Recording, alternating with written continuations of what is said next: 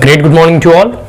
आज हम लोग इस क्लास में इंडियन कॉन्स्टिट्यूशन के एक अनदर फीचर्स को हम लोग जानने का प्रयास करेंगे। जैसे ऑलरेडी कई एक फीचर्स के बारे में पढ़ चुके हैं। लार्जेस्ट रिटेन कॉन्स्टिट्यूशन है, हमारे संविधान के फीचर्स में फंडामेंटल राइट है, ठीक है। इन तमाम चीजों को होते हुए एक और जो हमारा फीचर्स है वह है इंटीग्रेटेड एंड इंडिपेंडेंट जुडिशियरी।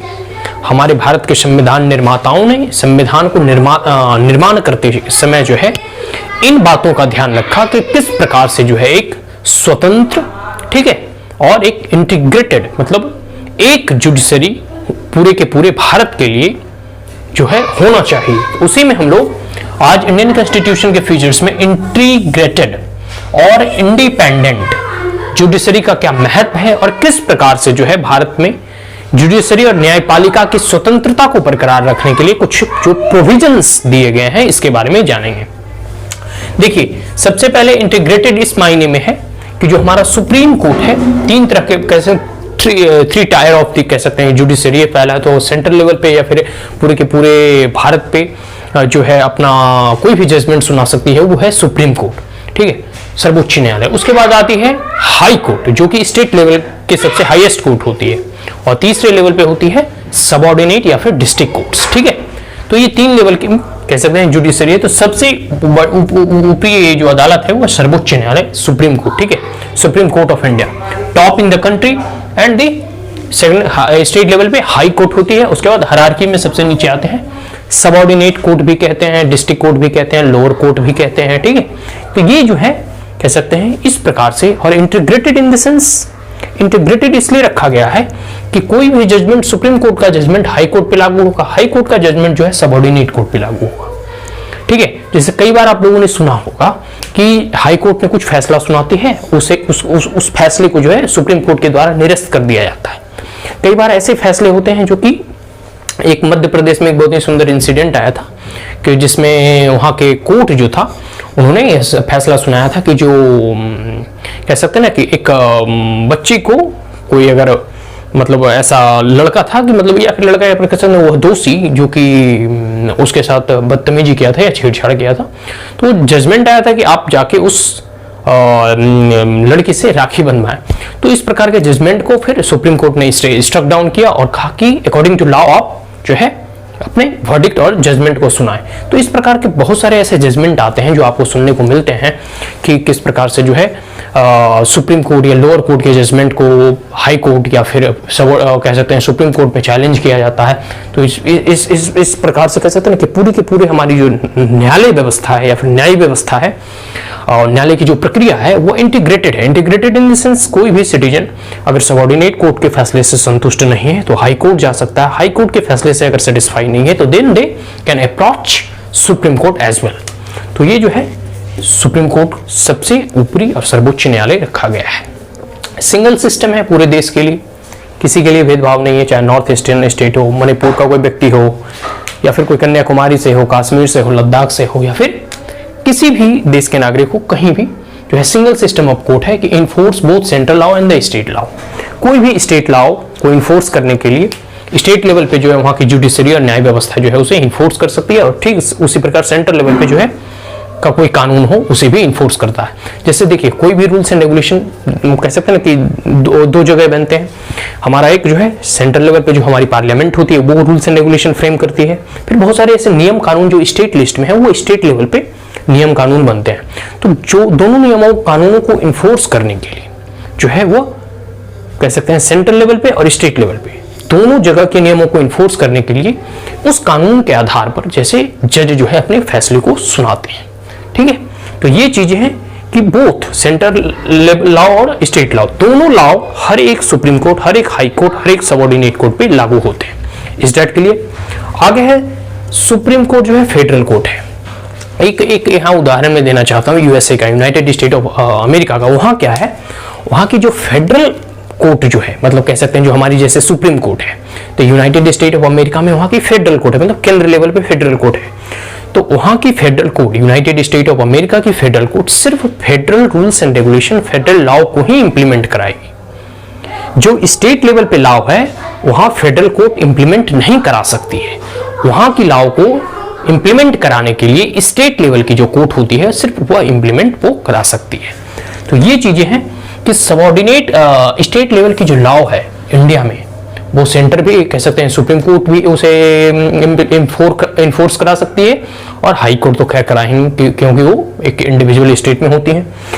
लेकिन यूएसए में टोटली डिफरेंट है। वहां के लिए जो फेडरल कोर्ट होगी, जो सर्वोच्च न्यायालय होगी, सिर्फ सर्वोच्च न्यायालय और फेडरल कह सकते हैं कि रूल्स एंड रेगुलेशन पे ही वो अपना फैसला सुनाएगी, और जो स्टेट लेवल की कोर्ट होगी यूएसए में वो स्टेट के रूल्स एंड रेगुलेशन के अकॉर्डिंग अपने जजमेंट को देगी। तो वो यूएसए का मैंने एक उदाहरण दिया कि यूएसए में कैसे डिफरेंट है और इंडिया में किस प्रकार से जो है इंटीग्रेटेड है। ठीक है, सुप्रीम कोर्ट फेडरल कोर्ट है, highest court of the appeal है, कह सकते हैं highest court of the appeal कहने का मतलब है इसके ऊपर कोई भी न्यायालय और न्याय व्यवस्था नहीं है। ये जो है सर्वोच्च जो है हाईएस्ट कोर्ट ऑफ अपील है।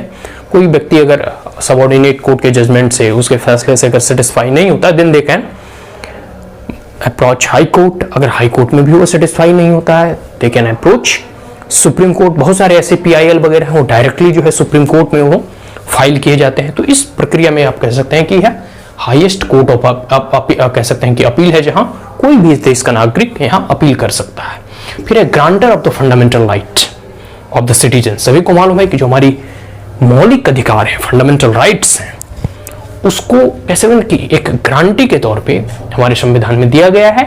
और वह ग्रांटी जो है किससे इन्फोर्स किया जाता है? कोर्ट के द्वारा। क्योंकि बहुत सारे मान लेते हैं आपके फंडामेंटल राइट अगर का कोई वायलेशन कर रहा है, ब्रीच कर रहा है, if someone try to breach your fundamental right, then you can approach directly to the supreme court by filing a PIL. तो आप पीआईएल दाखिल करके जो है सुप्रीम कोर्ट डायरेक्टली अप्रोच कर सकते हैं कि हमारे मौलिक अधिकारों का किसी के द्वारा हनन किया जा रहा है और उससे जो हमारे मौलिक अधिकार है वो हमें मिलने चाहिए। ठीक है, तो फंडामेंटल राइट जो है सिटीजन को एक ग्रांटर के तौर पर सुप्रीम कोर्ट है जो कि एक ग्रांटी प्रोवाइड कराता है सुप्रीम कोर्ट के द्वारा।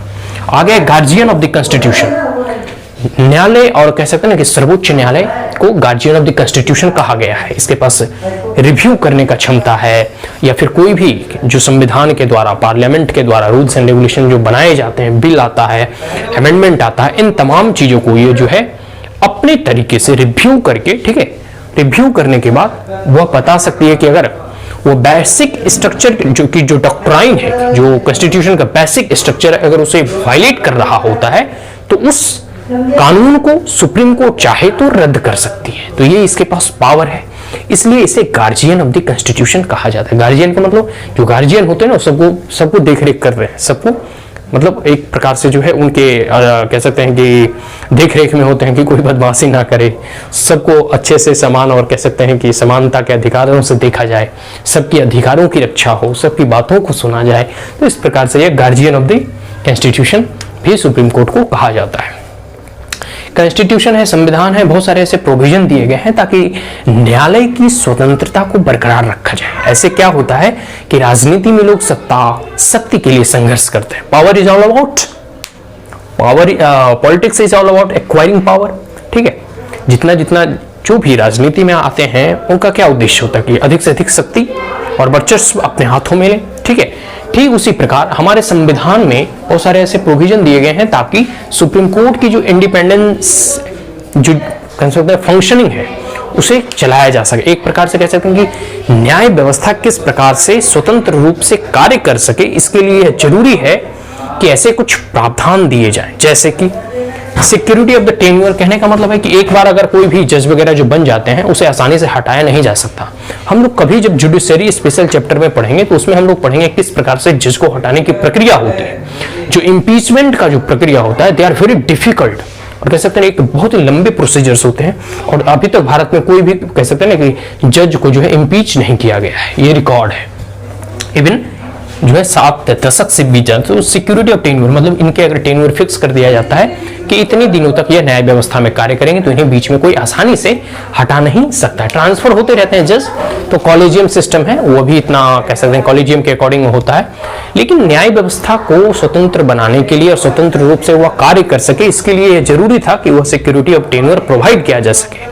अगर ऐसा नहीं होता तो कोई दूसरी सरकार आती, दूसरे लोग आते, वो उससे जो है एक जगह से दूसरी जगह ट्रांसफर कर देते हैं। कोई दूसरे के अगर किसी व्यक्ति के खिलाफ में जजमेंट कर दे दिया तो हो सकता है वो उसे ट्रांसफर करके दूसरी जगह भेज दे। तो इसके लिए जरूरी है कि उनकी जो है नौकरी और पेशा जो है उसकी सिक्योरिटी और टेन्योर जो है सुरक्षित रखा गया है कि कोई आसानी से इन्हें ना तबादला कर सकता है, ना इसे हटा सकता है, ना इन्हें बर्खास्त कर सकता है। तो ये पावर्स जो है इन्हें संविधान के द्वारा प्रोवाइड किया गया है। आगे फिक्स्ड सर्विस भी फिक्स है इनकी, मतलब इनकी कंडीशन वगैरह, सैलरी अलाउंसेस वगैरह, जितने भी एक्सपेंसेस वगैरह जो खर्च वगैरह होते हैं, ये सारे के सारे कंसोलिडेटेड फंड ऑफ इंडिया से आता है। सारे के सारे जो है जुडिशियल एक्सपेंडिचर और जुडिशियल एक्सपेंसेस जो है वो कंसोलिडेटेड फंड ऑफ इंडिया से लिया जाता है। इसलिए भी इनकी कह सकते हैं कि इसमें कोई मोल तोल नहीं होता है कि चलो इस बार फंड नहीं है तो जुडिशरी का ही पैसा काट लिया जाए। In critical situation, in exceptional, मतलब कभी कोई ऐसा युद्ध हो जाए या कोई ऐसी परिस्थिति आ जाए जो कि भारत की आर्थिक कह सकते हैं कि शक्ति एकदम चरमरा जाए, वो ऐसे फाइनेंशियल इमरजेंसी आ जाए, उस परिस्थिति में जो है कह सकते हैं जितने भी जजेज हैं उनकी सैलरी काटे जाते हैं। तो उससे पहले बहुत लोगों की सैलरी वगैरह काट लिया जाता है, तो वो एक अलग चीज है, लेकिन ऐसे किसी जजेस की सैलरी को नहीं काटा जा सकता।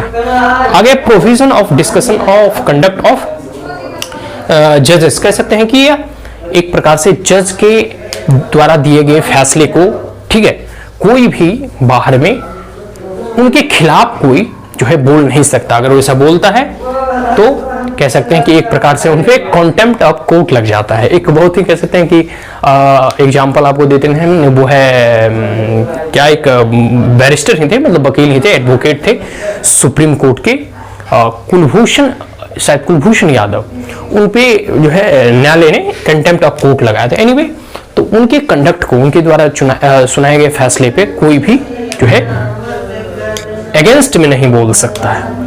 बैन प्रैक्टिस ऑफ रिटायरमेंट, मतलब कह सकते हैं कि रिटायरमेंट के बाद ये जो है कोई अधिक दूसरे चीजों में कार्य नहीं कर सकते।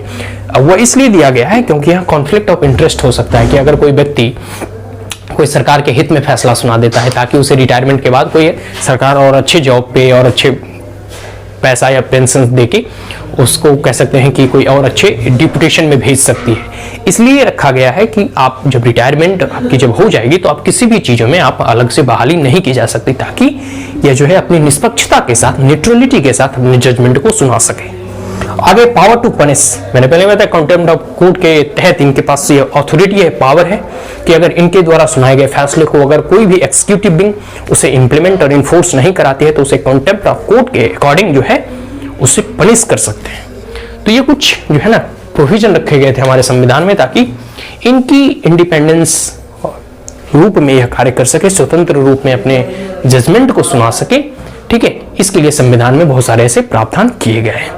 तो ये पूरे के पूरे जो है इंटीग्रेटेड एंड इंडिपेंडेंट जुडिशरी के बारे में हम लोगों ने जाना, कह सकते हैं कॉन्स्टिट्यूशन के फीचर्स के। अभी बहुत सारे फीचर्स बाकी हैं। इंडियन पॉलिटी बाय लक्ष्मीकांत में आप इसे जाकर पढ़ सकते हैं। मैं यहाँ बस कह सकते हैं एक एनालिसिस करके आपके समक्ष रख रहा हूँ। आज के लिए इतना ही। अगर यह वीडियो आपको अच्छा लगा हो तो आप हमारे चैनल को लाइक, शेयर और सब्सक्राइब करना ना भूलें। Also please bell icon. कोई queries, comment, suggestion, advice comments box में जरूर पूछे। Thank you and have a great day.